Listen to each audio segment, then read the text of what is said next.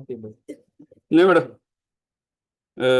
Online वाले बच्चों को आवाज आ रही है? ठीक है, अच्छा वीडियो तैयार है। नहीं बेटा, याद करें कल हमने डिस्कस करना शुरू किया था टाइप्स ऑफ कंपनीज को। सबसे पहले तो हमने कंपनी की डेफिनेशन पढ़ी थी, अगर आपको याद हो। हमने कहा था कि कंपनी किसको कहते हैं। कंपनी उसको कहेंगे जो रजिस्टर्ड हुई हो अंडर द कंपनी एक्ट 2017 और कंपनी लॉ में। और फिर मेरे बच्चों को मेरा ख्याल है पता चल गया कि कंपनी लॉ क्या होता है, वो बताने की जरूरत नहीं क्या होता है मतलब कंपनी लॉ। वो पुराने जो कवानीन अब रिपील्ड हो चुके हैं उनको हम क्या बोलेंगे, कंपनी लॉ। लेकिन थे वो कंपनीज के लिए ही, ये नहीं कि पुराने कवानीन जो बैंकों बुकों के हों, उस तरह का तो हमने डिस्कस ही नहीं किया था। उसके बाद अगर आपको याद हो, हमने कहा था कि सर कंपनी की तरह के स्ट्रक्चर तो कुछ और ऑर्गेनाइजेशन के भी होते हैं, तो उनको क्या बोलेंगे। हमने कहा था कि हाँ, हम उनको कंपनी तो नहीं बोलेंगे, लेकिन एक लफ्ज हमने नया इजाद कर दिया, उसको कहा कि कॉर्पोरेशन या बॉडी कॉर्पोरेट। और हमने कहा कि बॉडी कॉर्पोरेट में फिर कौन शामिल होगा, हर वो इदारा जिसका स्ट्रक्चर इस तरह का हो कि मालिक अलहदा हो और वो इदारा खुद इंसान हो, उसको हम क्या बोलेंगे, बॉडी कॉर्पोरेट। फिर इस तरह के इंसानों को भी हमने टोटल क्या कर लिया, 3 कैटेगरी में डिवाइड कर दी। एक तो मेरे बच्चे कंपनी ही है, क्योंकि उनमें यही स्ट्रक्चर बनता है, कंपनी अलहदा इंसान और मालिक अलहदा। उसके बाद हमने डिस्कस किया पाकिस्तान के अंदर कुछ स्टैट्यूटरी बॉडीज भी हैं, कोई खास कानून के तहत रजिस्टर्ड होती हैं, वो कंपनी लॉ या कंपनी एक्ट 2017 में रजिस्टर्ड होती, और उनका स्ट्रक्चर भी बिल्कुल कंपनी की तरह बनता है। वो बॉडी जो भी यानी कि वो स्टैट्यूटरी बॉडीज हैं जो किसी खास, और उसकी हमने बड़ी सारी एग्जांपल कल डिस्कस की थी, जिसमें बैंक भी थे, इंश्योरेंस भी थी, एनबीएफसीज भी थे, और उसके बाद मुदारबा शुदारबा, ये भी सारे इसी में आ जाते हैं मेरे बच्चे। और उसके बाद जो इदारे थे कुछ, ये जितने इदारे हमने डिस्कस किए कल, इवन हमारा आई कैप भी बीच में हमने रखा, उसका भी अपना ही कानून है जिसके तहत वो बनता और चलता है।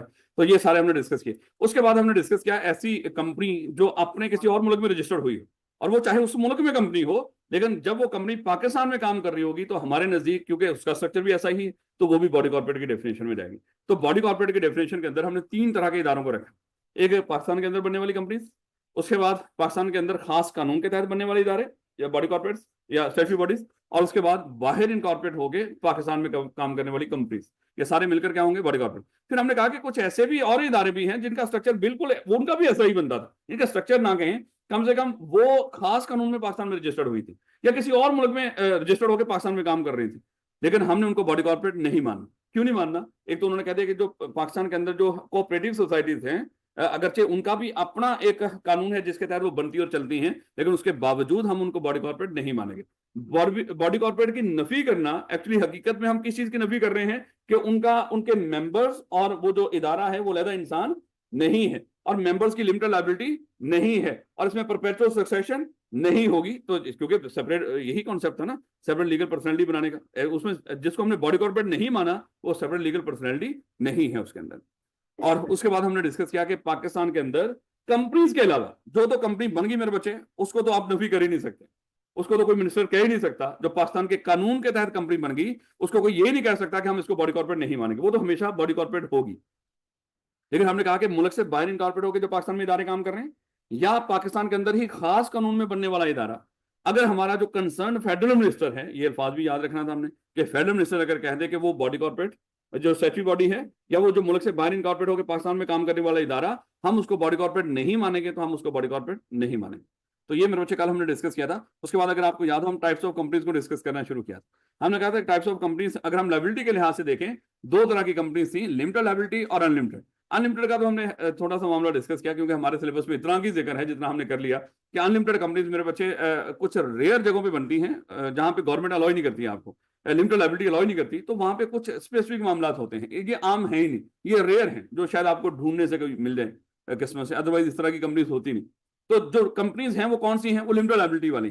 फिर कल हमने डिस्कस किया था कि लिमिटेड लायबिलिटी के लिहाज से मजीद कंपनीज को हम 2 हिस्सों में डिवाइड करते हैं, लिमिटेड बाय शेयर कैपिटल और लिमिटेड बाय गारंटी। और याद करो कल हमने डिस्कस किया था कि लिमिटेड बाय शेयर कैपिटल में लायबिलिटी कैसे लिमिटेड होगी मेरे बच्चे, जितने आप शेयर खरीदेंगे वहां तक आपकी, याद करें कल हमने डिस्कस किया था, अगर कोई कंपनी हैविंग शेयर कैपिटल हो, यानी कि लिमिटेड लायबिलिटी शेयर कैपिटल के लिहाज से, तो इसमें जो बंदा जितने शेयर्स खरीदेगा उसकी लायबिलिटी वहीं तक लिमिटेड हो। और फिर हमने कहा था कि कोई कंपनी, इसका मतलब, और इस कंपनी का मेंबर बनने का तरीका क्या था, पक्की बात है इस कंपनी का भी मेंबर का एक रजिस्टर होगा। और हमने कहा था कि इस कंपनी के मेंबर बनने का तरीकाकार क्या है, इस कंपनी के शेयर्स खरीदो और अपना नाम रजिस्टर में दर्ज करवा दो, तो आप उस कंपनी के मेंबर बन जाएंगे। लेकिन फिर हमने डिस्कस किया कुछ ऐसी कंपनीज भी होती हैं जिसमें शेयर्स ही नहीं होते, शेयर्स है ही नहीं उसके अंदर, लेकिन इसके भी मेंबर तो इसके भी हैं, है तो ये कंपनी, इसके भी मेंबर बनते होंगे, इसके भी मेंबर का रजिस्टर है। तो फिर इसके मेंबर कैसे बनते होंगे? क्योंकि कंपनी जिनमें शेयर्स होते हैं उसके तो हम शेयर्स खरीदते हैं और उस कंपनी के मेंबर बन जाते हैं, रजिस्टर में नाम दर्ज हो जाता है। लेकिन ऐसी कंपनी जिसमें शेयर ही ना हो तो उसके मेंबर बनने का तरीकाकार क्या था? हमने कहा था कि उसका एक प्रोसेस फॉलो करेंगे जो उसने बना रखा हो। क्योंकि फिर हमने ये भी डिस्कस किया था, ये जो गारंटी लिमिटेड कंपनीज होती हैं ये मोस्टली क्लब्स या सोसाइटीज वगैरह इस तरह की चीजें होती है, जिम खाने वगैरह। ये उस तरह की कंपनी नहीं होती प्रॉफिट कमाने वाली और शेयर्स वाली उस तरह की जो स्टॉक चेंज, क्योंकि स्टॉक चेंज पे तो वही कंपनी जाएगी जिसके पास सिक्योरिटीज होंगी, और इसके पास तो सिक्योरिटीज होती नहीं। तो ये तो जस्ट मेंबर्स ने अपने बेनिफिट के लिए कुछ जिम खाने इस तरह के बना रखे हैं, उसी को हम क्या बना देते हैं, उसको गारंटी लिमिटेड कंपनी बना देते हैं। अब इस कंपनी का मेंबर कैसे बनना था, उसका प्रोसेस फॉलो करके नाम हमने कहां पर दर्ज करवाना है, उसके रजिस्टर में। अब अगली बात हमने फिर ये डिस्कस की थी, जब गारंटी लिमिटेड में आप मेंबर बन रहे होंगे तो वहां पे आपसे एक गारंटी भी ली जाएगी। और मान लो कि अज्यूम कर लो, हमने अज्यूम कर लिया कि ये गारंटी कैसे लेंगे, आपसे एक एफिडेविट ले लेंगे, आपसे एक स्टाम्प पेपर ले लेंगे, सर इस पर लिख कर दे दो, कल जब ये कंपनी वाइंडिंग अप में जाएगी, आप वाइंडिंग अप के मौके पर अगर इसके एसेट लायबिलिटी पे करने के लिए कम होंगे तो आप अपने घर से 50,000 रुपया ला के देंगे, इस बात की हमें गारंटी दे दो। अब आपने क्या कर दिया, इस कंपनी का मेंबर बनते वक्त आपने ये गारंटी फॉर्म दे दिया। कल जब ये कंपनी वाइंडिंग अप में जाएगी तो घर से कितने लाके दोगे? 50,000। इससे कोई फर्क नहीं पड़ता कि उस कंपनी के सर पे कितनी लायबिलिटीज थी, आपकी लायबिलिटी वहीं तक महदूद होगी जितनी आप मेंबर बनते वक्त गारंटी देंगे। और वो कितनी गारंटी होगी, हर मेंबर की जाहिर बात है कि यूनिफॉर्म होगी। वो उसके जब हम आगे डॉक्यूमेंट्स पढ़ेंगे, मेमोरेंडम और आर्टिकल, फिर हमें पता चल जाएगा कि इसके मेमोरेंडम के अंदर लिखा होता है कि हमारी कंपनी का जो बंदा भी मेंबर बनेगा वो इतनी गारंटी देगा, बाकी प्रोसेस तो फॉलो करेगा ही करेगा, लेकिन साथ इतनी गारंटी देगा तो वो मेंबर बनेगा, नहीं तो नहीं बनेगा। याद रखोगे इस बात को। और ये गारंटी की अमाउंट फिर वही बात कब ला के देनी है बोला? Winding up. वाइंडिंग अप से पहले नहीं मंगवा सकते आप, और वो भी कब? जब एसेट्स कम हो, अगर एसेट ही मुनासिब है तो इट्स ओके, तो फिर आप उसी से एसेट से लायबिलिटी पे कर दो। तो बेटा फिर आगे मजीद देखिएगा, हमने डिस्कस किया था ये जो लिमिटेड बाय गारंटी होती है, मजीद ये भी दो तरह की होती है। ये हैविंग शेयर कैपिटल भी हो सकती है और नॉट हैविंग शेयर कैपिटल भी हो सकती है। और अगर हैविंग शेयर कैपिटल हो तो फिर क्या होगा, जो बंदा भी इस कंपनी का मेंबर बनेगा वो क्या करेगा, शेयर्स भी लेगा और साथ गारंटी भी देगा। शेयर्स की तो अमाउंट कब दे देगा, जब वो मेंबर बन रहा होगा उसी वक्त शेयर्स की अमाउंट दे देगा। और गारंटी मेरे बच्चे कब अमाउंट ला के देगा, जब वाइंडिंग अप। और अगर नॉट हैविंग शेयर कैपिटल हो तो फिर क्या देगा, सिर्फ गारंटी देगा और उसका मेंबर बन जाएगा, ऐसे था कुछ। तो मेरे बच्चे ये याद रखिएगा कि लिमिटेड बाय गारंटी दो तरह की होती है, हैविंग शेयर कैपिटल और नॉट है। अब आगे बात है लिमिटेड बाय शेयर कैपिटल। और ये भी याद रखिएगा, लिमिटेड बाय गारंटी कंपनी हमेशा पब्लिक ही होती है, ये प्राइवेट नहीं होती। लिमिटेड बाय गारंटी हमेशा कौन सी कंपनी होगी, ये पब्लिक होगी, ये प्राइवेट नहीं होती। अब अगली बात आ गई लिमिटेड बाय शेयर कैपिटल। ये लिमिटेड बाय शेयर कैपिटल जो होंगी ये मजीद दो तरह की कंपनीज हो सकती हैं, ये प्राइवेट भी हो सकती हैं और पब्लिक भी हो सकती है। याद रखोगे इस बात को, गारंटी लिमिटेड कंपनी प्राइवेट और पब्लिक नहीं होती, ये पब्लिक ही होती है। क्योंकि देखो ये जिम खाना है, लाहौर जिम खाना है, उसके सैकड़ों मेंबर्स होंगे, लेकिन अभी हम डिस्कस करेंगे प्राइवेट कंपनी तो ऐसी कंपनी है जिसके मेंबर्स की तादाद 50 से ज्यादा हो ही नहीं सकती। तो ये गारंटी लिमिटेड कंपनी एक्चुअली अपने मेंबर्स के लिए बनी होती है, इसमें फिर लिमिटेड मेंबर्स नहीं होते, जितने मर्जी कर लो, और जितने मर्जी मेंबर जहां पे हो तो इसका मतलब वो प्राइवेट कंपनी नहीं है। इसलिए लिमिटेड बाय गारंटी कंपनी हमेशा कौन सी होगी, वो पब्लिक ही हुआ करेगी। लेकिन जो लिमिटेड बाय शेयर कैपिटल है इसको हमने दो हिस्सों में मजीद डिवाइड कर दिया, ये पब्लिक भी हो सकती है और प्राइवेट भी हो सकती है। यानी कि आज के बाद जब भी कोई कंपनी बोलेंगे ये फलानी सीएफई प्राइवेट कंपनी है, आपके दिमाग में ये कम से कम आ जाना चाहिए कि ये कंपनी हैविंग शेयर कैपिटल। और अगर कोई पब्लिक कंपनी हो फिर आपको सोचने की जरूरत है कि ये गारंटी लिमिटेड है या हैविंग शेयर कैपिटल, यानी कि शेयर कैपिटल वाली कंपनी। याद रखोगे बेटा। अब अगली बात आएगी, फिर यहाँ पे वो कहेंगे कि सर ये जो शेयर कैपिटल वाली कंपनीज हैं ये प्राइवेट और पब्लिक दोनों हो सकती हैं, लेकिन बताएं फिर पब्लिक कंपनी कौन सी है। याद है बचपन में जब आपने टैक्स पढ़ा था, टैक्स में भी दो तरह की कंपनी थी, प्राइवेट और पब्लिक। और वहां पे फिर उसने कहा था कि पब्लिक कंपनी कौन सी होती है, या ये कहने के चले प्राइवेट कंपनी कौन सी होती है। तो वहां पे हमने सबसे पहले प्राइवेट कंपनी की डेफिनेशन पढ़ी थी। प्राइवेट कंपनी कौन सी होती है टैक्स में, जो पब्लिक ना हो, हम उसको क्या बोलते थे, प्राइवेट। फिर हमें क्या करना पड़ता था, टैक्स के अंदर पब्लिक कंपनी की डेफिनेशन दी हुई थी, उसने 4 तरह के क्राइटेरिया दे रखे कि अगर ये फुलफिल हो रहे हो तो वो कंपनी क्या है, वो पब्लिक है। लेकिन यहाँ पे मामला ऑपोजिट है, ये कंपनी लॉ के अंदर मामला बिल्कुल ऑपोजिट होगा। यहाँ पे जो आपको पहले डेफिनेशन जो दे रखी है ना, वो कहेगा पब्लिक कंपनी किसको बोलेंगे, हम कहेंगे जो प्राइवेट ना। टैक्स में ऑपोजिट था, हम वहां पे पूछते थे प्राइवेट कंपनी कौन सी है, हम कहते थे जो पब्लिक ना हो। और यहाँ पे क्या है, पब्लिक कंपनी कौन सी है, जो प्राइवेट ना हो। यानी कि इतनी ही इसकी डेफिनेशन कि पब्लिक कंपनी क्या है, डिफाइन करो उसको। हम क्या बोलेंगे, जो प्राइवेट ना हो वो क्या कहलाती है, वो पब्लिक कंपनी कहते। इसका मतलब क्या हुआ, पब्लिक कंपनी की डेफिनेशन समझने के लिए हमें किसकी डेफिनेशन देखनी पड़ेगी, प्राइवेट। तो टैक्स में हमें किसकी डेफिनेशन देखनी पड़ती थी प्राइवेट कंपनी देखने के लिए? पब्लिक कंपनी की डेफिनेशन। यहाँ पे ऑपोजिट हो गया उसका, बिल्कुल ऑपोजिट। तो पब्लिक कंपनी ऐसी कंपनी जो प्राइवेट ना हो, और फिर प्राइवेट कंपनी कौन सी है? जिसमें 3 तरह की पाबंदियां। अब वो 3 तरह की पाबंदियां मेरे बच्चे कौन कौन सी हैं? मैंने वो लफ्ज तो आपको बता दिया था ना, रिस्ट्रिक्शन और प्रोहिबिशन का फर्क, याद है ना? चलिए भी दोबारा आपको पता चलेगा। इसमें 3 तरह की मेरे बच्चे पाबंदियां हैं। सबसे पहले पाबंदी क्या है? इसके जो शेयर होल्डर हैं वो अपने शेयर ट्रांसफर नहीं कर सकते, उसके ऊपर रिस्ट्रिक्शन है। और रिस्ट्रिक्शन का मतलब याद है बचपन में? ऐसा काम जो आप कर सकते हो लेकिन उसके लिए कुछ रिक्वायरमेंट्स पूरी करनी पड़ेंगी। और प्रोहिबिशन का मतलब भी याद होगा, वो काम जो सिरे से कर ही नहीं सकते वो प्रोहिबिशन है। इसका मतलब क्या हुआ? शेयर ट्रांसफर करने के ऊपर प्रोहिबिशन नहीं बल्कि रिस्ट्रिक्शन है। जैसे मान लो कि सीएफई एक प्राइवेट कंपनी है, हम सब लोग इस सीएफई के मेंबर्स हैं। क्या हम अपनी मर्जी से ये जो शेयर, अब हम सबके पास शेयर्स भी होंगे ना, क्या हम अपनी मर्जी से ये शेयर किसी और को ट्रांसफर कर सकते हैं? नहीं। उसके लिए क्या है? रिस्ट्रिक्शंस होंगी कुछ ना कुछ। हम उन रिक्वायरमेंट्स को पहले पूरा करेंगे फिर शेयर ट्रांसफर कर सकते हैं लेकिन रिक्वायरमेंट्स को पूरा करने के बाद। क्यों? क्योंकि नेक्स्ट देखिएगा, यहां पे एक लिमिट लगी होती है कि इसके मेंबर्स की तादाद 50 से ज्यादा नहीं हो सकती। इस वजह से हमें मजबूरन क्या करनी पड़ी? शेयर ट्रांसफर के ऊपर भी रिस्ट्रिक्शन लगानी पड़ी।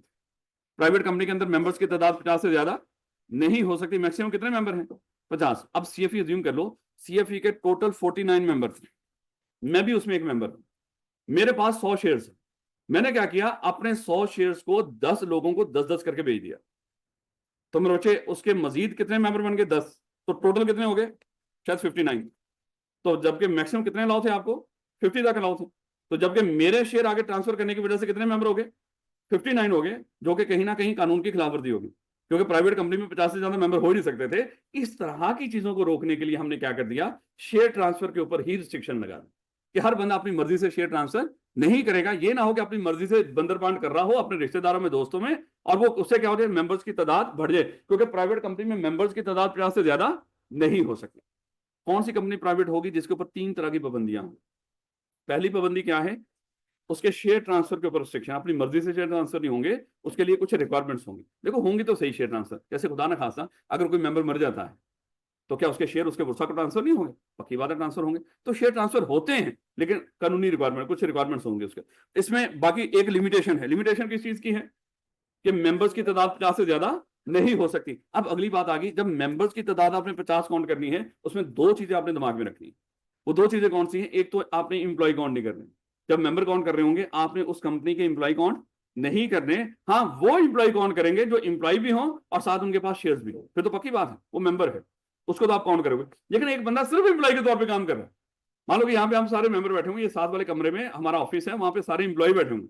तो जब हम मेंबर्स काउंट करेंगे सिर्फ इसी कमरे में बैठे हुए लोग काउंट करेंगे, साथ में बैठे हुए अगरचे वो इसी कंपनी में काम कर रहे हैं लेकिन वो काउंट नहीं होंगे। तो जब 50 लोग काउंट करने हैं, वो कौन से काउंट करने हैं आपने? मेंबर। वो मेंबर ही काउंट करने हैं जिनके पास शेयर्स है।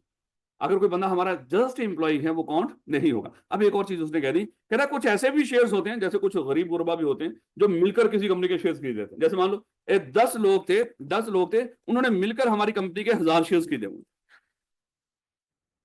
तो फिर क्या हो? वो कहते हैं ये, इनको हम कहते हैं जॉइंट शेयर होल्डर। क्या लफ्ज बोलेंगे इनके लिए? Joint share holder. ये जो जॉइंट शेयर होल्डर होंगे ये सिंगल काउंट हुआ करेंगे, इससे कोई फर्क नहीं पड़ता ये चाहे 1000। अगर कुछ लोगों ने मिलकर कुछ शेयर्स खरीदे हुए तो वो हमेशा क्या लफ्ज बोले करेंगे उनके लिए? Joint share holder. और जब हम मेंबर्स की तादाद काउंट करेंगे, जॉइंट शेयर होल्डर को कितना काउंट किया करेंगे? सिंगल के तौर पे काउंट करेंगे। अब अज्यूम कर लो एक कंपनी है, उसके मेंबर्स की तादाद उसी तरह 49 है, उसके वैसे मेंबर कितने हैं? 49। लेकिन उसमें से मेरे बच्चे जो 1000 शेयर से वो 10 लोगों के पास है।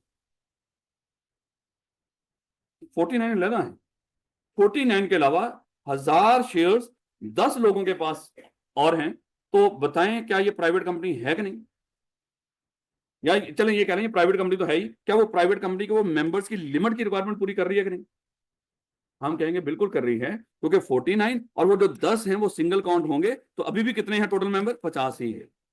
इसलिए मेंबर्स की वो जो लिमिटेशन की रिक्वायरमेंट है वो पूरी कर रही है। याद रखोगे इस बात को। तो जब जो कुछ लोग मिलकर शेयर्स कौन, ये ऐसे ही जैसे हाउसिंग सोसाइटी है, उसमें अगर जैसे इसी ये हाउसिंग सोसाइटी, ये गार्डन टाउन भी हाउसिंग सोसाइटी है। ये जो हमारी दूसरी बिल्डिंग है, अभी इस मालिक से पहले उस बिल्डिंग के 37 मालिक थे। तो अब जब हम मालिकों की तादाद काउंट करते होंगे कि यहाँ पे कितने मालिक हैं इस सोसाइटी में, क्या वो 37 अलग से एक बिल्डिंग के जो मालिक थे 37 काउंट होते होंगे? वो एक ही काउंट होते होंगे, क्योंकि वो जॉइंट ओनर है उस बिल्डिंग। याद रखोगे इस बात को। सेम उसी तरह का मामला है। ये थोड़ी कि जब सारे हम वोट कास्ट करेंगे हैं, वहां पे वो 37 आ जाएंगे वोट कास्ट करने के लिए एक बिल्डिंग के हैं, ऐसे थोड़ी होगा। वो सारे मिला के कितने काउंट होंगे, वो एक काउंट होगा। और फिर अगली बात आती है, सर अगर 10 लोग हैं मिलकर शेयर खरीदे हुए, तो फिर हमारी जो कंपनी की कल कोई नोटिस भेज दिया कंपनी मीटिंग के लिए या कुछ इस तरह का, तो फिर वो किसको भेजा करेगी इनमें से? इसमें से जो इज्जत मिलेगी उस बंदे को मिलेगी जिसका नाम लिस्ट बनी होगी, जिसका नाम लिस्ट के टॉप पर लिखा होगा। तो जो कंपनी जो राब्ता करेगी, जो बातचीत करेगी, जो नोटिस भेजा करेगी, वो सारे किसको भेजा करेगी? जिसका नाम टॉप पर है। तो मेरे बच्चे उसी को सारी इज्जत मिलेगी। बाकी लोग हैं बस वो मालिक हैं, वो उनका आपस का मामला है। याद रखोगे इस बात को। तो कंपनी के मेंबर्स की तादाद कितनी होगी प्राइवेट कंपनी में? मैक्सिमम कितनी लॉ है? 50। और जब मेंबर्स काउंट करने हैं, कौन कौन से काउंट नहीं करने? इंप्लॉय काउंट नहीं करने, और ज्वाइंट शेयर होल्डर्स को सिंगल मेंबर के तौर पे काउंट करना है। उसके बाद प्रोहिबिशन है मेरे बच्चे। प्रोहिबिशन क्या है? ये कंपनी पब्लिक में जाके शेयर ऑफर नहीं कर सकती। अगेन वही मामला है, मेंबर्स की तादाद 50 से ज्यादा हो नहीं सकती, और शेयर ऑफर कर रहे हो पब्लिक को, और पब्लिक ने अगर खरीद लिए और मेंबर्स की तादाद हजारों लाखों में चली गई, तो फिर क्या करोगे? इसलिए मना कर दिया कि भाई जा ही नहीं सकते। इस कंपनी को कतन भी पब्लिक में जाके अखबार में इश्तिहार देना, स्पीकर पकड़ के गलियों में निकल जाना है, पोल्स पे लगा देना, आओ हमारे शेयर खरीद लो, पब्लिक को जाके ये शेयर ऑफर कर ही नहीं सकते। तो फिर सर ये कंपनी जब शेयर बेचा करेगी तो कैसे बेचा करेगी?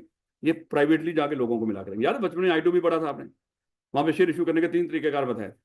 क्या कर दो, या तो IPO निकाल दो, इनिशियल पब्लिक ऑफर, वो पब्लिक कंपनी ही कर सकती है, या क्या कर दो प्राइवेट प्लेसमेंट। प्राइवेट प्लेसमेंट कुछ लोगों के घरों में जाओ, जानने वालों के जिनके पास पैसा हो, उनको जाके कन्विंस करो आप हमारी कंपनी के शेयर खरीद लो। ये काम प्राइवेट कंपनी भी कर सकती है और पब्लिक भी कर सकती है। पब्लिक कहती है भाई मैंने नहीं लोगों को बुलाना, मैं सिर्फ चंद लोगों को बुला लेती हूँ, शेयर होल्डर बना लेती हूँ, तो वो लोगों के पास चली जाए प्राइवेट प्लेसमेंट कर ले। और एक वहां पे क्या था, राइट इशू। फिलहाल ये जो प्राइवेट कंपनी है ये हमेशा अपने शेयर कैसे ऑफर किया करेगी? प्राइवेटली जाके लोगों को कन्विंस किया करेगी हमारे शेयर खरीद लो, क्योंकि एहतियात करनी है मेंबर्स की तादाद 50 से ज्यादा ना हो। याद रखोगे इस बात को। तो इसको प्रोहिबिशन है पब्लिक में शेयर ऑफरिंग करनी। हाँ, अगर वो पेपर में पूछ ले एक प्राइवेट कंपनी है और वो पब्लिक को शेयर ऑफर करना चाहती है, क्या वो कर सकती है? हम कहेंगे नहीं, प्रोहिबिशन है। अगर ये करना चाहती है तो पहले अपने आप को पब्लिक में कन्वर्ट करे, पब्लिक कंपनी में कन्वर्ट करे, फिर ये क्या कर सकती है? पब्लिक को शेयर ऑफर कर सकती है। याद रखोगे इस बात को। अब अगला एक और सवाल आ जाएगा, वो कहेगा अच्छा ऐसा बताओ, अब पहले तो उसको देखो 3 नंबर की डेफिनेशन आ गई, पब्लिक कंपनी की डिफाइन करो, पब्लिक कंपनी को डिफाइन करो, 3 नंबर की डेफिनेशन आ गई। क्या आप वहां पे फिर ये आंसर करोगे कि पब्लिक कंपनी वो है जो प्राइवेट ना हो? तो इसका मतलब क्या हुआ? आप ये बात लिखने के बाद प्राइवेट कंपनी की डेफिनेशन भी नीचे लिखोगे। पब्लिक कंपनी वो है जो प्राइवेट ना हो, और प्राइवेट कंपनी वो है जिसमें क्या हो? शेयर ट्रांसफर के ऊपर रिस्ट्रिक्शन हो, जिसके मेंबर्स की तादाद 50 से ज्यादा ना हो, और उसको पब्लिक को शेयर ऑफर करने में जिसपे प्रोहिबिशन हो। याद रखोगे इस बात को। अब अगर वो प्राइवेट कंपनी की डेफिनेशन पूछ ले फिर तो यहीं से शुरू कर दो। अब अगर जस्ट एग्जांपल ये पूछ ले सवाल, अगर वो कहे कि एक प्राइवेट कंपनी है, उसको हम पब्लिक में कन्वर्ट करना चाहते हैं। देखो कन्वर्जन का प्रोसेस हमारे सिलेबस में नहीं है, सीए फाइनल में जाके पढ़ोगे, उसमें काफी और भी चीजें होती। लेकिन अगर इस लेवल पे वो आपसे सवाल पूछ ले कि प्राइवेट कंपनी को पब्लिक में कन्वर्ट कर या पब्लिक कंपनी को प्राइवेट में कन्वर्ट कर, तो पहले सवाल क्या कर लो, प्राइवेट कंपनी को पब्लिक में कन्वर्ट करो। उससे 3 नंबर का सवाल आपसे पूछ लिया, तो क्या करोगे उसको? हम कहेंगे कि उसमें शेयर, देखो प्राइवेट को पब्लिक में कन्वर्ट करना है ना, उसमें ये 3 चीजें उसको क्या बना रही हैं? प्राइवेट बना रही है। हम कहेंगे शेयर ट्रांसफर के ऊपर रिस्ट्रिक्शन खत्म कर दो। हम कहेंगे मेंबर्स की तादाद के ऊपर जो लिमिटेशन है उसको खत्म कर दो। हम कहेंगे ये जो शेयर पब्लिक ऑफर करने पे प्रोहिबिशन है इसको खत्म कर दो। अगर ये खत्म कर देते तो कंपनी क्या बन जाएगी? पब्लिक। अब अगर वो ये बोले कि एक पब्लिक कंपनी उसको प्राइवेट में कन्वर्ट करो 3 नंबर का, तो क्या बोलेंगे? यही हम कहेंगे उसके आर्टिकल्स के अंदर शेयर ट्रांसफर के ऊपर रिस्ट्रिक्शन लगा दो, मेंबर्स की तादाद पर मानो के लिमिटेशन लगा दो या 50 से ज्यादा नहीं, और शेयर ट्रांसफर करने के और शेयर पब्लिक ऑफर करने पर क्या लगा दो? प्रोहिबिशन। देखो ये दो पहला और आखिरी जो पॉइंट है ना, प्रोहिबिशन और रिस्ट्रिक्शन, ये पहले वाले, इसमें लोग कंफ्यूज कर जाते हैं। जो शेयर ट्रांसफर के ऊपर रिस्ट्रिक्शन है ये हर इंडिविजुअल शेयर होल्डर के ऊपर है। वो जब शेयर बेचेगा तो वो अपनी मर्जी से शेयर आगे नहीं बेच सकता। और जो वो प्रोहिबिशन है, वो एक कंपनी जब नए शेयर ऑफर करेगी वो पब्लिक को जाके ऑफर नहीं करेगी, वो हमेशा क्या करेगी? प्राइवेट प्लेसमेंट किया करेगी। याद रखोगे, ये इंडिविजुअल शेयर अपनी मर्जी से शेयर ट्रांसफर नहीं हो सकते, कंपनी पब्लिक में जाके शेयर ऑफर नहीं कर सकती, प्रोहिबिशन है। समझ लोग इन बातों को, पक्की बात। तो मेरे बच्चे, जो share company limited by shares कितनी तरह की हो सकती हैं? 2 तरह की। गारंटी लिमिटेड कितनी तरह की होती है? पब्लिक ही होती है, वो प्राइवेट और पब्लिक नहीं होती, वो सिर्फ पब्लिक होती है। और लिमिटेड बाय शेयर कैपिटल दो तरह की होती है, प्राइवेट और पब्लिक। और शेयर बाय जो लिमिटेड बाय शेयर है, जो प्राइवेट कंपनी, वो मजीद कौन सी होगी जिसमें 3 पाबंदियां हैं, और पब्लिक कंपनी कौन सी है जो प्राइवेट ना हो। बात समझोगे यहाँ पे। और आगे मेरे बच्चे, अगेन प्राइवेट कंपनी की भी यहाँ पे 2 टाइप्स। प्राइवेट कंपनी की 2 टाइप्स होंगी, एक होगी सिंगल मेंबर कंपनी और एक होगी other than single member company. ये 2 ही टाइप्स, ऐसे ही बोला जाएगा, सिंगल मेंबर कंपनी या other than single member company. 2 ही तरह की प्राइवेट कंपनी होंगी। यानी कि जब इनके नाम लिखे आ रहे होंगे तो मेरे बच्चे या तो एसएमसी प्राइवेट लिमिटेड होगा या उसके अलावा प्राइवेट लिमिटेड होगा। तो कहने का मतलब ये सिंगल मेंबर का ऐसी कंपनी जिसमें मेंबर्स की तादाद 1 से ज्यादा ना हो, वो क्या होगी। अब जाहिर बात है पब्लिक में तो नहीं हो सकता, क्योंकि आगे हम डिस्कस करेंगे पब्लिक कंपनी में कम से कम 3 मेंबर होते हैं। उसमें 2 विधि, कम से कम कितने मेंबर चाहिए, 3 मेंबर चाहिए एक पब्लिक कंपनी बनाने के। और पब्लिक की अगर लिस्टेड बनानी है तो हमारी कंपनी लॉ में 7 मेंबर लिखे हुए हैं, लेकिन जो स्टॉक एक्सचेंज की रेगुलेशन है उसमें 500 मेंबर है। तो इसका मतलब वैसे ही प्राइवेट कंपनी तो फिर लिस्ट हो ही नहीं सकती। उसको क्या करना पड़ेगा, प्राइवेट कंपनी अगर लिस्ट होना चाहिए स्टॉक एक्सचेंज में, पहले अपने आप को पब्लिक में कन्वर्ट करेगी और मेंबर्स की तादाद कहाँ पे लेके जाएगी, स्टॉक एक्सचेंज के रूल्स के मुताबिक 500 तक। फिर जाके उसको क्या करेगी, वहां पे रजिस्टर्ड कराएगी। फिलहाल उस चीज को गोली मारो। प्राइवेट कंपनी कितनी तरह की हो सकती है, 2 तरह। सिंगल मेंबर जहां पे एक ही मेंबर हो, ये पब्लिक कभी नहीं होता, सारी बात है। और अदर देन सिंगल जिसमें कम से कम 2 मेंबर। सिंगल में तो एक ही रहेगा, ये हमेशा, इससे तादाद बढ़ ही नहीं सकती। अगर तादाद बढ़ गई 1 से 2 की तो किस में कन्वर्ट हो जाएगी, अदर देन। तो उसको क्या हम कहेंगे, उसमें कन्वर्ट करो अपने आप को अदर देन सिंगल में, अब आप सिंगल मेंबर नहीं हो। और मेरे बच्चे ये जो हैं, ये मेरे बच्चे कम से कम कितने मेंबर, 2। तो 2 मेरे बच्चे अदर देन सिंगल मेंबर में कम से कम इतने मेंबर होने चाहिए। और अभी मैंने आपको बताया पब्लिक कंपनी में कम से कम कितने मेंबर हैं, 3। तो मेरे बच्चे पब्लिक कंपनी में मेंबर्स की तादाद के लिहाज से कम 3 लोग होने चाहिए, मैक्सिमम की कोई लिमिट नहीं। और प्राइवेट कंपनी में, प्राइवेट कंपनी 2 तरह की होती है, एक सिंगल मेंबर और एक अदर देन सिंगल मेंबर। याद रखो कि प्राइवेट कंपनी कितनी तरह की, 2 तरह की, सिंगल मेंबर और अदर देन। सिंगल मेंबर कौन सी होगी, जिसमें एक मेंबर हो, और अदर देन सिंगल मेंबर जिसमें कम से कम 2 मेंबर। मैक्सिमम का तो आपको पता चल गया, वो 50 से ज्यादा नहीं हो सकता, लेकिन कम से कम other than single member company में कम से कम कितने मेंबर होने चाहिए। और अगर वो किसी वजह से 1 पे चले जाए, नहीं, उसका भी हम रूल जाके आगे पढ़े। उसको फौरन से हमने ये नहीं बोलना कि सिंगल मेंबर में, उसके रूल्स हैं कि मेंबर्स की तादाद कम हो जाए तो वो मेंबर्स की तादाद फिर पूरी करनी होती, अगर ना करे फिर हम कंपनी खत्म कर दिया करते। वो कुछ और तरीका कार है। बेटा अब अगली बात आ गई प्राइवेट कंपनी, ये भी 2, सॉरी पब्लिक कंपनी, ये भी 2 तरह की होती है, पब्लिक लिस्टेड कंपनी या पब्लिक अनलिस्टेड कंपनी। तो ये भी 2 तरह की होंगी मेरे बच्चे, शायद नहीं है, चलिए ऐसा करना। अब अगली बात है कि सर लिस्टेड कंपनी कौन सी होगी, ऐसी कंपनी जिसकी सिक्योरिटीज, और ये लफ्ज सिक्योरिटीज का तो आपको पता है ना, आई पढ़ के आए हो बड़ी डिटेल में, चैप्टर नंबर 4, उसी के बेस पे तो पास हुए थे आप, जिन बच्चों ने आई किया हुआ। वो एक चैप्टर ही था जो इस बात का सहारा बना था कि आप पेपर पास कर लो, क्योंकि 15 से 20 नंबर तो उसी में से आ गए थे, टोटल आपको 50 चाहिए थे। तो मेरा ख्याल है कि आपने, लेकिन अभी ये भी नहीं पता कि हम कैसे पास हो गए। नहीं बेटा, अब ये सिक्योरिटी क्या होता है, सिक्योरिटी मेरा ख्याल है कि चलें 2 अल्फाज में जब बोलूंगा शायद आपको समझ आ जाए, एक शेयर्स और एक डिबेंचर्स। मेरा ख्याल है ये लफ्ज आपने कभी सुने होंगे, इनको हम सिक्योरिटी कहते हैं। सिक्योरिटी लफ्ज होता क्या है, जब आप किसी से पैसे वसूल करें और किसी कागज पर आप उस बंदे से जिससे पैसे वसूल कर रहे हो, किसी कागज पर लिख कर दे देंगे सर आपकी तरफ से इतने पैसे हमारे पास आ गए हैं। ये कागज का टुकड़ा जिस पर हमने आपको लिख कर दिया है कि आपकी तरफ से इतने पैसे हमारे पास आ गए हैं, ये कागज का टुकड़ा आपके हाथ में क्या होगा, सिक्योरिटी हो।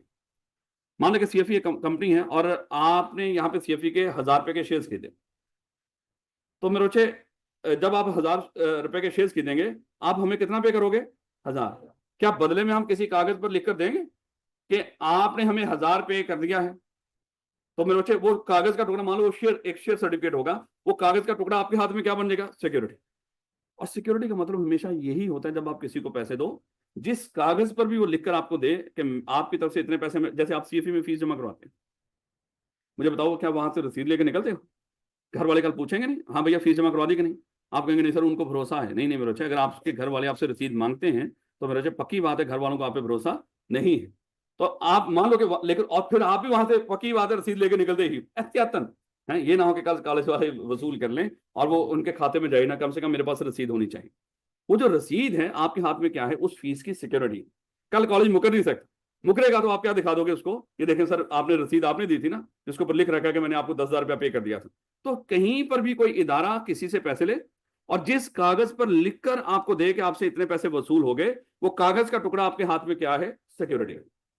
और ये सिक्योरिटी मेरे बच्चे यहाँ पे अगर हम देखें, आज के बाद जब भी लफ्ज सिक्योरिटी बोला जाएगा हमारे सिलेबस के अंदर, उसका फिलहाल यहाँ पे और बथेरा कुछ डिबेंचर बड़ी लंबी चौड़ी उसकी डेफिनेशन है। इसमें दुनिया जहान का अगर मैं किसी भी तरीके से लोन लूं, और लोन का मतलब क्या है, उधार, और उधार लेके किसी कागज पर भी आपको लिख कर दूं कि मैंने आपसे इतना उधार ले लिया है और 2 साल बाद 10 साल बाद मैं आपको वापस कर दूंगा, वो हमेशा क्या कहलाता है, डिबेंचर। डिबेंचर आप पढ़ेंगे अगर कहीं आगे, मेरा ख्याल है वैसे तो शायद डेफिनेशन ना हो हमारे सिलेबस में, लेकिन बहरहाल आप याद रखिएगा डिबेंचर का मतलब क्या है, हर वो कागज का टुकड़ा जिसके ऊपर आपने लोगों से लोन लेकर उस पर लिख कर दिया होगा कि आपसे इतना उधार मैंने वसूल कर लिया और इतने सालों बाद सूद समेत ये पैसा आपको वापस कर दूंगा, उस कागज जिसपे उधार लें आप, उस कागज के टुकड़े को हमेशा क्या बोलेंगे, डिबेंचर। उसके बदले में जैसे वहां पे आपने वो पढ़े थे ना, बॉन्ड्स पढ़े थे या लोन नोट्स होते हैं, डिबेंचर खाली वैसे भी लफ्ज बोल दिया जाता है, हालांकि ये सारे डिबेंचर ही होते हैं।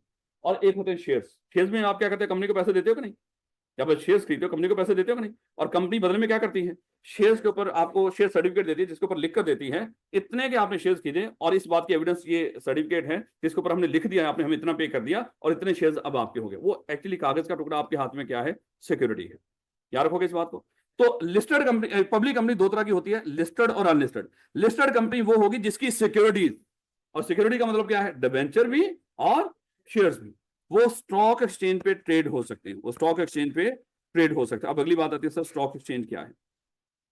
ये भी एक मंडी है, ये भी मंडी है, जिस तरह सब्जी मंडी है, फ्रूट मंडी है, उसी तरह सब्जी मंडी में क्या सेल होता है, सब्जियां, फ्रूट मंडी में फल, इसी तरह गल्ला मंडी है, वहां पे जो अनाज है, गंदम, चावल, इस तरह की चीजें। तो इसी तरह मेरे बच्चे शेयर्स की भी मंडी है, या सादा शेयर्स का लफ्ज ना बोलो, इसको सिक्योरिटीज बोलो। सिक्योरिटीज की भी मंडी है और उसको क्या बोलेंगे, स्टॉक एक्सचेंज। वहां पे सिर्फ सिक्योरिटीज की ट्रेडिंग होती है मेरे बच्चे, ये चाहे वो डिबेंचर्स हो, डिबेंचर भी सेल परचेज होते हैं। यानी कि अगर बॉन्ड्स आप मैंने इशू किया, बॉन्ड्स का मतलब क्या है, मैंने आपसे उधार लिया है, सीएफई ने आपसे उधार लिया, बॉन्ड्स इशू कर दिए 100 रुपए के। जो बंदा भी हमसे आगे एक बॉन्ड खरीदता होगा वो हमें 100 रुपया देता होगा और बदले में हम उसको एक बॉन्ड दे देते हैं, ये लो पकड़ो भैया। और अगर हम स्टॉक चेन के ऊपर लिस्टेड हैं, वो आप स्टॉक चेन पे जाके किसी और को भी बेच सकते हैं। तो स्टॉक एक्सचेंज वो जगह जहां पे कंपनीज की सिक्योरिटीज क्या होती है, ट्रेड होती है, वो मंडी है सिक्योरिटीज की। लेकिन क्या हर कंपनी वहां पे लेके जाके अपनी सिक्योरिटीज बेच सकती है, कहता ना ना, जो पब्लिक कंपनी अपनी सिक्योरिटी स्टॉक चेन के ऊपर सेल परचेज करना चाहती है उसको पहले वहां पे क्या करना पड़ेगा, अपने आप को लिस्ट करवाना पड़ेगा। हर कंपनी वहां पे, जैसे हर बंदा मंडी में जाके चीजें देखो, बाहर रेडियां लगी होंगी, हर बंदा सब्जी मंडी में रख के अपनी रेडी मंडी वहां पे सब्जी नहीं बेच सकता। उसके लिए क्या करना पड़ेगा, उसको वहां पे प्रॉपर जगह लेनी पड़ेगी, अपने आप को लिस्ट करवाना पड़ेगा वहां पर, जो भी वहां पे रेडी वाले खड़े हुए या बेचने वाले खड़े हुए। तो वो कहेंगे सड़क पे बाहर चाहे जैसे मर्जी करो, लेकिन यहाँ पे मंडी में वही आएंगे जो यहाँ के कोई रजिस्टर्ड होंगे वहां पे। तो सेम इसी तरह स्टॉक एक्सचेंज क्या है, शेयर्स की मंडी। और वहां पे कौन सी कंपनी जाके अपने आप को रजिस्टर्ड करवा सकती है कि मेरी सिक्योरिटी यहाँ पे सेल होंगी, जो पब्लिक हो। और जो पब्लिक कंपनी अपने आप को स्टॉक एक्सचेंज पे लिस्ट करवा रहे, जिसकी सिक्योरिटीज वहां पे रजिस्टर्ड हो सकती हो, वो क्या बन जाती है, पब्लिक लिस्टेड कंपनी। और ऐसी पब्लिक कंपनी है वो पब्लिक, लेकिन उसके शेयर या लफ्ज सिक्योरिटी स्टॉक एक्सचेंज पे ट्रेड ना होती, तो वो क्या होगी, वो अनलिस्टेड। अब पेपर में क्या होगा, जब भी एक लफ्ज आगे तरीकाकार भी बताएगा आपको, वो कहेगा सीएफई लिमिटेड, उसने लफ्ज बोला सीएफई लिमिटेड, क्या यहाँ पे बीच में कहीं पे प्राइवेट लिखा नजर आ रहा है आपको, या एसएमसी प्राइवेट लिखा आ रहा है। इसका मतलब क्या हुआ, अगर खाली लफ्ज सीएफई लिमिटेड लिखा हो तो ये कौन सी कंपनी होगी, ये पब्लिक होगी। अब अगली बात होगी कि जब वो ये बोलेगा सीएफई लिमिटेड, तो बाय डिफॉल्ट ये कौन सी कंपनी होगी, अनलिस्टेड।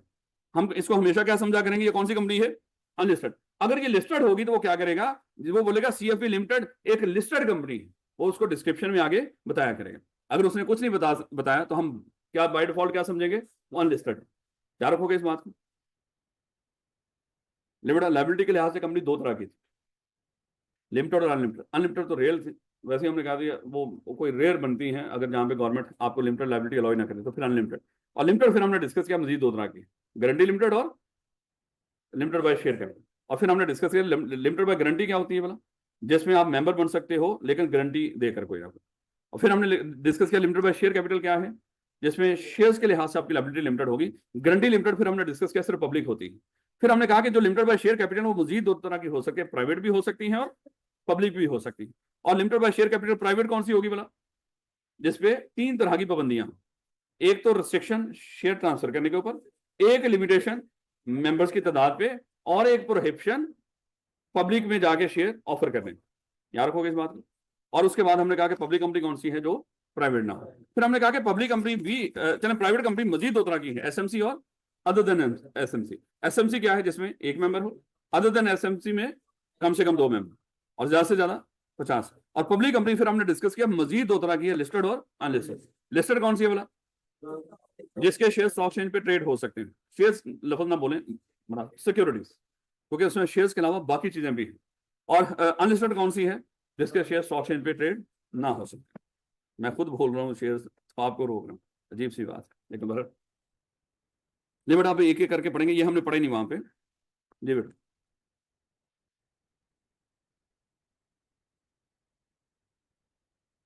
उसमें नाम लिखा होगा जो भी है, कि ये लोग, लिस्ट लिखी होगी, लिस्ट बनी होगी कि इन शेयर्स के, ये 500 शेयर्स हैं, शेयर नंबर मान लो कि 101 से लेके 500 तक, इन शेयर्स के mister A B C D ये मालिक।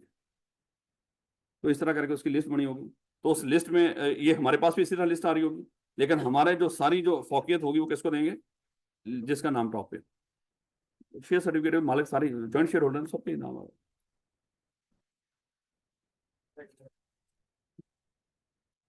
जो लिमिटेड बाय, एक्चुअली प्रॉफिट कमाने के लिए बनती नहीं। मैंने आपको बोला था ये मेंबर्स अपने बेनिफिट के लिए कुछ आपस में इकट्ठे होते हैं, जैसे लाहौर जिम खाना, उसका काम प्रॉफिट कमाना नहीं है, वो मेंबर्स के, इसी तरह क्लब श्लब है, इनका काम प्रॉफिट कमाना नहीं होता, ये मेंबर्स के ही कुछ फायदे के लिए काम कर रहे होते हैं। ये स्पोर्ट्स क्लब, ये जितने भी हैं, इस तरह के जो इदारे हैं, ये गारंटी लिमिटेड बनाते हैं। जो प्रॉफिट कमाने वाली कंपनी वो बनाती नहीं, तो इसलिए मोस्टली वहां पे प्रॉफिट वाला सीन होता ही। बेटा फायदा जब आप गरीब लोगों को इससे क्या करना है, इसलिए मेरा ख्याल है कि आप अपने औकात में रहें तो बेहतर है। जब आप बड़े होंगे, चार्टर्ड अकाउंटेंट होंगे, तो इंशाल्लाह आप जिम खाना की मेंबरशिप लेंगे कुछ करोड़ों पे करके। जब वो करेंगे तो उसमें होगा क्या कि वहाँ पे एक स्विमिंग पूल है वहाँ पे एक वो गोल्फ का वो बड़ा हुआ एक क्लब सा जो भी है, उसमें मान लो कि खाने पीने के लिए कुछ वो रखी हुई हैं चीज़ें, आप वो कर सकते हो उसमें। मेरा ख्याल है कि इसी तरह की कुछ चीज़ें, और तो क्या है, वो जिम शिम बनी हुई है, कुछ इस तरह की चीज़ें, बस जिसको कहते हैं ना एक वो है लग्जरी एक चीज़। जिनके पास हराम का, सॉरी, जिनके पास हलाल का माल हो, तो वो क्या करते हैं, उनको पैसा लगाने के लिए कोई जगह चाहिए होती है, तो वो फिर वो ऐसी जगह वो ढूंढ लेते हैं ऐसी जगह।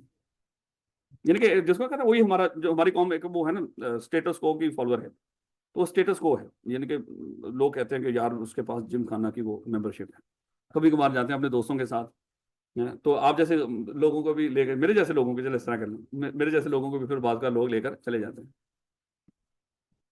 लेकिन बहरहाल अल्लाह माफ करे, हलाल के पैसे से इस तरह की चीजें नहीं हो। हलाल का पैसा बंदा वैसे ही लगाता है जैसे वो जो काफर लगा के गया, वो जो रतन टाटा था, वो इस तरह की ऐशी नहीं करते वो। लेकिन उसके बदले एक और भी है, वो भी हलाल ही कमा रही है, लेकिन क्या कमाल क्या है, वो पैसा हर जगह पे पैसा लगाते हैं। अंबानी फैमिली, तो एक दो तरह की फैमिली है वहां पे, 2 अमीर फैमिलीज थी, एक ये रतन टाटा और दूसरी अंबानी है। तो जो भी था, लेकिन उसने जिंदगी बड़ी सादी गुजारी, कर सकता था ना वो, था ना सारा कुछ उसके पास, लेकिन उसने बड़ी एक इंतहाई सादी से जिंदगी गुजारी। उसका 67% वो अपनी लोगों की फलाह बहबूद पे लगा दिया करता था। तो वो अजीब सा ही मामला था। बाकी जारी बात है, बाकी जो रह गया वो तो एम्प्लॉइज का और बाकी सारा खर्चा निकल आता होगा। तो कहने का ये मतलब कि वो बड़ा कमाल का बंदा था। लिमिट फॉरेन कंपनी, नाम से ही जाहिर है, ऐसी कंपनी, देखो जो कंपनी, ये बिल्कुल टैक्स की तरह की मामला है, जो कंपनी हमारे मुल्क के कानून के मुताबिक, मान लो ये है चाइना और ये है पाकिस्तान, मादद के साथ पाकिस्तान थोड़ा सा बड़ा हो गया, लेकिन फिर भी, तो चाइना, यहां पे अगर कोई कंपनी रजिस्टर्ड हुई है, और जाहिर बात है जब कोई चाइना की कंपनी चाइना में रजिस्टर्ड हो रही होगी, वो पाकिस्तान एक्ट के मुताबिक रजिस्टर्ड हो रही होगी, है वो वहीं के एक्ट के मुताबिक रजिस्टर्ड हो रही होगी। और यहां पे रजिस्टर्ड हो गए, इनकॉर्पोरेट हो गए, उन्होंने कहा कि हम काम कहां पे करेंगे, पाकिस्तान में। तो अगर कोई कंपनी किसी और मुल्क में रजिस्टर्ड हो गए, पाकिस्तान में काम कर रही हो, हम यहां पे उसको बोलेंगे फॉरेन कंपनी। लफज इसका सिर्फ नाम का फॉरेन कंपनी है, ये कंपनी नहीं कहलाएगी पाकिस्तान के अंदर, ये क्या कहलाएगी, बड़ी कॉर्पोरेट। ये जो हम पीछे पड़ गए हैं, किसी और मुल्क में रजिस्टर्ड होकर काम करने वाली, पाकिस्तान में काम करने वाली कंपनी, ये नाम की फॉरेन कंपनी है, क्योंकि वो अपने मुल्क में कंपनी होगी फॉरेन। लेकिन हमारे मुल्क में वो क्या है, क्योंकि उसको भी याद रखना, वो सिनेरियो दे सकता है छोटा सा आपको, कि बताएं ये कंपनी है कि नहीं। इस तरह की कोई, अगर काबुल में कोई कंपनी रजिस्टर्ड हो गए है, अफगानिस्तान में रजिस्टर्ड होकर पाकिस्तान में काम कर रही है, इस्लामाबाद में, तो बताएं वो कंपनी है कि नहीं, हम कहेंगे नहीं। तो ये क्या कहलाएगी, फॉरेन कंपनी। कहता है कि foreign company means any company और बॉडी कॉर्पोरेट। देखो उसने क्यों बोल दिया ये कंपनी, उस मुल्क की जैसे अभी हमने डिस्कस किया, चाइना के जो कंपनी एक्ट के मुताबिक जो रजिस्टर्ड हो रही होगी वो चाइना की क्या कहलाएगी, कंपनी। और चाइना में कोई खास कानून में जो बॉडीज रजिस्टर्ड हो रही होंगी, स्टैट्यूटरी बॉडीज, वो वहां पे क्या कहलाएंगी, बॉडी कॉर्पोरेट। तो चाइना की बनी हुई वहां पे बॉडी कॉर्पोरेट्स, या चाइना की बनी हुई वो कंपनीज, चाहे वो कंपनी पाकिस्तान में आ जाए, चाहे वो बॉडी कॉर्पोरेट पाकिस्तान में आ जाए, तो वो हमारे मुल्क में क्या कहलाएगी, फॉरेन कंपनी। याद रखोगे, कहता कि foreign company means any company उस मुल्क की, चाहे वो अपने मुल्क में कंपनी थी या उस मुल्क में वो बॉडी कॉर्पोरेट थी, इनकॉर्पोरेटेड आउटसाइड पाकिस्तान, लेकिन which has a place of business और लाइसेंस ऑफिस इन पाकिस्तान। जो यहाँ पे जिन्होंने फैक्ट्री लगा रखी हो, प्लेस ऑफ बिजनेस हो, या उनका और ने कम से कम कोई लाइसेंस ऑफिस हो। जैसे आजकल आपको पता है कई कंपनीज ऐसी हैं जो मोस्टली ऑनलाइन काम करती हैं, वो फैक्ट्री तो नहीं लगाएंगी वो, जैसे ऊबर है, क्रीम है, इस तरह की जो, और अमेजोन वगैरह है, जो खैर वो तो आते नहीं हमारे मुल्क के अंदर है, उनको पता कि वो, पता है ये कितने बेशर्म और बेकार, सॉरी, ये कितने बेशर्म लोग हैं। वो अमेजोन या इस तरह की जो मल्टीनेशनल कंपनीज हैं जो बड़े काम की हैं आज के दौर में, जब वो आने की कोशिश करती है ना, तो यहाँ से आगे हमारे वजीर खड़े होते हैं, कहते हैं मिनिमम कमीशन। इतने बेशर्म बेहया लोग हैं। और वो बड़े सारे लोगों ने, बेचारों ने सिंसियर एफर्ट्स की थी। एक बंदा तो बेचारा तकरीबन रो रहा, कह रहा कि फलाने दौर में जब इंडिया का नामो निशान नहीं था इन कंपनीज के लिए, उस वक्त हमारे साथ हर चीज फाइनल हुई हुई। वो यहाँ पे अपना सेटअप लेकर आ रहे थे, लेकिन हमारे जो वजीर साहब थे उन्होंने कहा कि इसमें मुझे क्या मिलेगा अगर वो पाकिस्तान में आते हैं। तो इस वजह से उन्होंने क्या कहला हुने तो एंजॉय कर रहे हैं, बात की करने के हैं, तो बजाय हम पाकिस्तान में आ रहे हैं, पाकिस्तान को फायदा दे रहे हैं, यहाँ पे इंप्लॉयमेंट आएगी, यहाँ पे मान लो कि चीजें जो भी हैं इंटरनेशनल, उसका मामले कुछ और है, यहाँ पे बाहर से जरिए मुबादला आ रहा होगा, बहुत कुछ बड़े फैक्टर्स होते हैं। आप देखो ना, बाहर के मुल्कों को दावा दे रहे हैं आए हमारे मुल्क में फैक्ट्रियां लगाएं। आपको क्या लग रहा है, वो बाहर जो सऊदी अरब यहाँ पे फैक्ट्री लगाएगा, वो फैक्ट्री में जो सऊदी अरब, जो सऊदी वाला बंदा यहाँ पे फैक्ट्री लगा के कोई चीज बनाएगा, वो आप लोग खरीदोगे, वो आपके लिए होगी, औकात है उस तरह की चीजें खरीदने की। मेरे बच्चे, वो यहाँ पे चीज बना के क्या करेगा, बाहर लेकर जाएगा। बस हमें क्या फायदा होगा, वो यहाँ से जो हमारे मुल्क में चीज बनती है वो हम अपनी समझते हैं, और वहां पे वो क्या होगा, वो वक्ती तौर पे वो जो पैसा है वो भी पाकिस्तान में आ रहा होगा, यहीं पे कहीं पे दोबारा इन्वेस्ट हो रहा होगा, और फिर उससे क्या होगी, वो दोबारा से हमारी मैशियत कुछ बेहतर होगी, एक्सपोर्ट्स कुछ बढ़ जाएंगी, यहाँ पे लोगों की जो, हाँ, जो रोजगार वगैरह वो मिल जाएगा सिर्फ इस कॉन्टेक्स्ट में। उसको कहते हैं अपनी फैक्ट्री लगाओ, बना के चीज यहाँ से बाहर ही ले जाओ, इन गरीबों को ना देना कुछ भी। लेकिन हम सिर्फ अपनी मैशियत के बारे में आज ये सोच रहे हैं, उसके बावजूद लोग नहीं आ रहे, कहेंगे देखो अपनी, बाकी खैर गोली मारो ऐसी बात।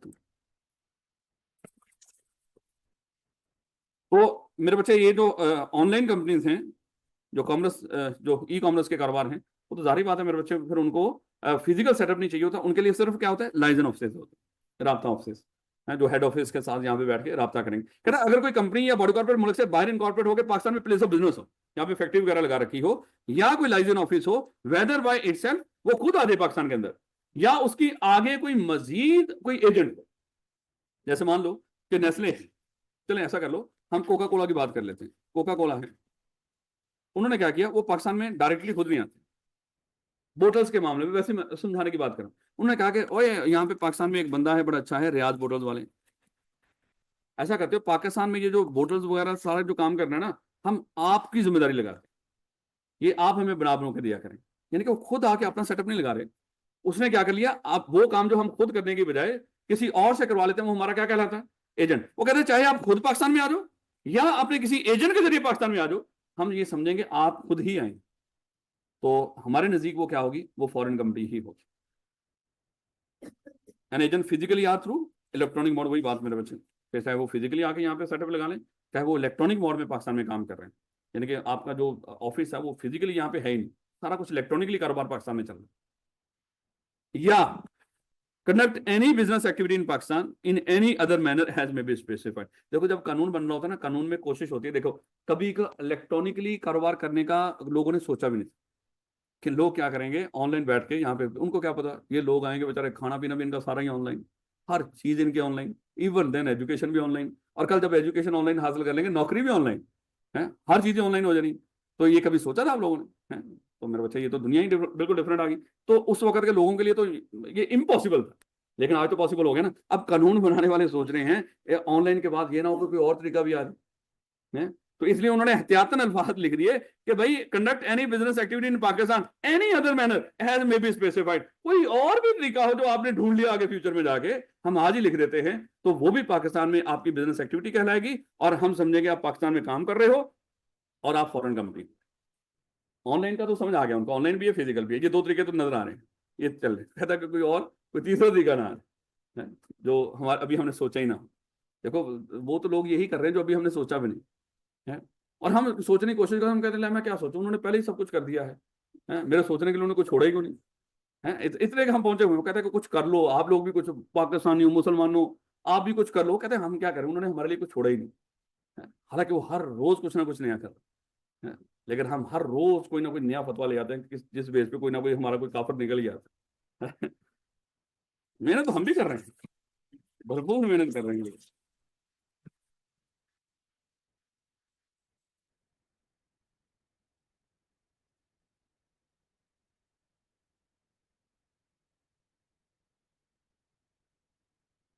ले बेटा,